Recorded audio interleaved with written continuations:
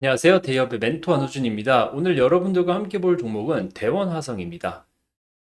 네, 소제목이 지속되는 적자의 상패 우려 이렇게 작성을 했는데 흔히 말하는 3, 4월 상패 시즌이 지났지만 음, 코스닥에 상장된 기업 같은 경우에 지속적으로 뭐 적자가 계속된다거나 아니면 뭐 기업의 횡령, 배임, 탈세 뭐 이런 부분들이 발생을 한다면 상장을 존속하기 어려운 사유가 발생을 하게 될 경우 이 상장 폐지가 가능하기 때문에 그 전에 뭐 투자주의라던가 경고, 뭐 주의 종목으로 위험 종목으로 선정되기 전에 이 적자 부분에서 이 대형 화성이 그러한 위험이 있다라는 걸 여러분들께 말씀드리고자 해당 영상을 촬영하게 되었습니다.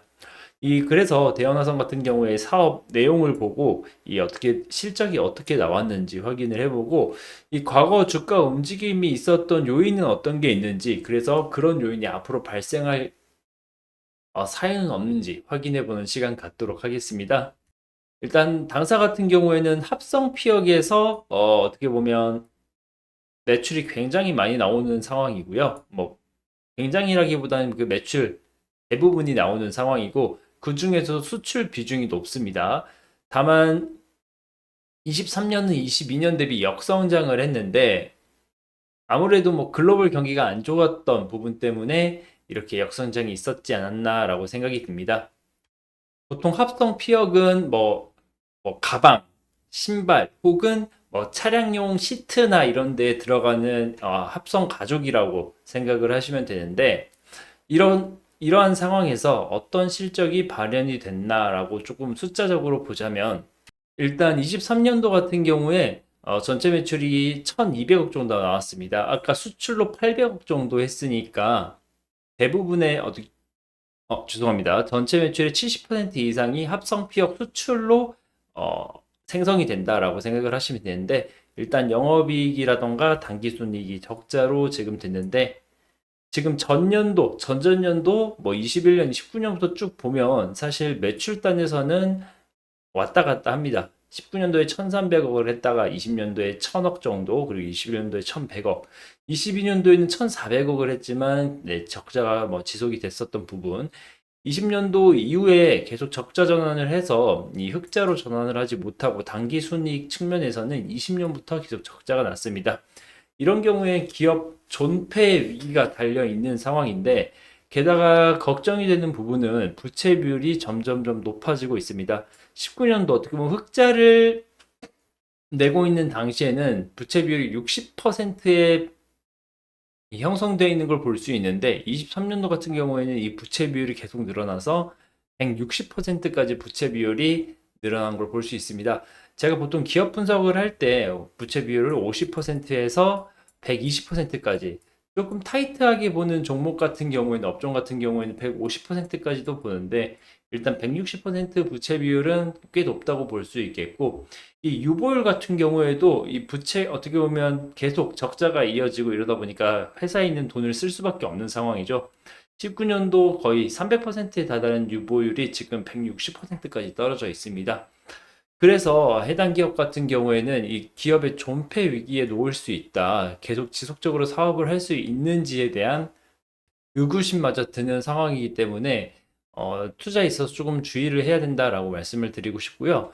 지금 뭐 제가 이 당사 같은 경우에 뭐 안 좋은 종목이다 뭐 이렇게 말씀드리는 건 아니기 때문에 단순히 참고만 해주시고 이러한 실적이 어떻게 주가에 반영이 됐는지 보자면 네, 장기간 움직임을 보기 위해서 제가 21년도부터 차트를 가지고 왔습니다. 21년, 22년, 23년 그리고 24년인데 21년도 하반기에 굉장히 큰 폭으로 상승을 했다가 지금까지 계속 뭐 실적 마이너스 때문에 적자 지속 때문에 뭐 주가가 하락하는 부분은 계속 있었겠지만 사실 이 지금 가격 위에서 투자하는 모든 분들은 아마 이 종목을 어떻게 해야 될지 굉장히 고민이 많을 거라는 건 네, 저도 알고 있는 사실입니다.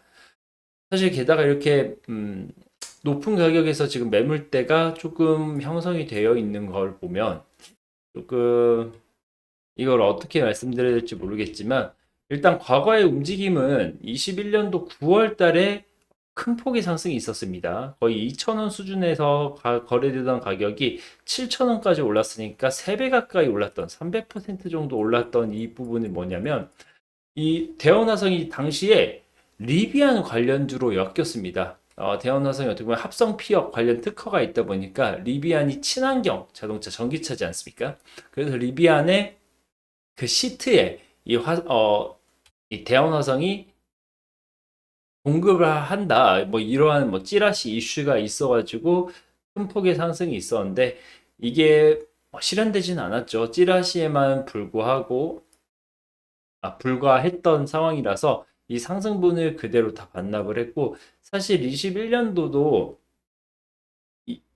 실적이 그렇게 썩 좋지 않았습니다. 사실 전년도에 굉장히 괜찮았던 영업이익이 10분의 1 토막이 나면서 거의 주가락이 이렇게 심하게 나왔던 부분이 있었고 그 이후에 이렇게 상승을 했던 부분이 군데군데 있는데 먼저 말씀드린 22년 9월 달 같은 경우에는 이때도 뭐 전기차에 대한 뭐 수요라던가 이런 부분이 계속 있었던 상황이라서 이때 리비안이랑 벤츠랑 이 대원화성이 3자 합작 회사를 만들어서 이 친환경 뭐 피혁, 뭐 시트 관련돼 가지고 사업을 하겠다 이러한 찌라시가 돌아서 상승을 했지만 물론 이 상승분 뭐 결국엔 찌라시여서 다 상승분을 반납을 하고 하락을 하고 그 이후에 지금 23년도 4월 달부터 5월, 6월까지 이렇게 큰 폭으로 한 번 더 주가가 변동성이 있었던 자리가 있습니다.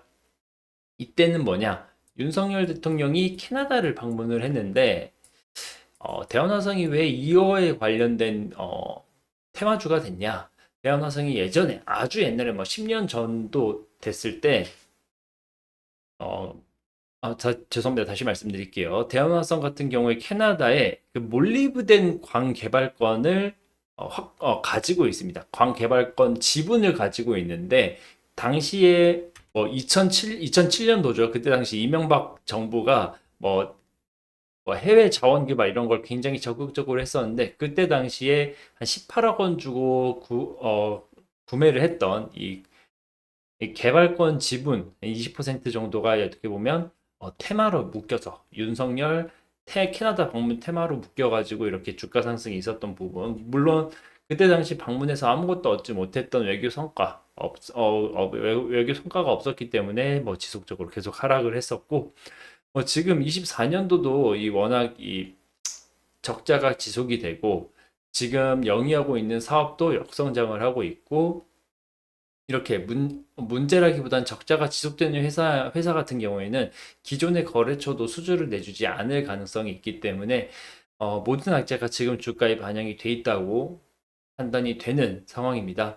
뭐 물론 지금 상황에서 주가가 뭐 위로 간다, 아래로 간다 말씀드리기는 어렵지만 대원화성 같은 경우에는 앞으로의 주가가 어떨지 전망하기 위해서는 과연 실적이 흑자로 돌아설 수 있을지 혹은 가지고 있는 유휴 자산 같은 것들을 조금 매각을 해서 체질 개선을 한 후에 신사업이라도 조금 라이트하게 하던지 아니면 적극적으로 거래처를 확보하든지 이런 부분을 한번 지켜봐야 될 것 같습니다. 오늘 대원화성에 대한 이야기는 여기서 마무리 지을 거고요. 앞으로 해당 종목의 이슈가 나온다면 지금처럼 영상으로 여러분들께 전달을 해드릴 테니 관심 가지고 지켜봐 주시면 대단히 감사하겠습니다. 오늘은 여기서 인사드리겠습니다. 감사합니다.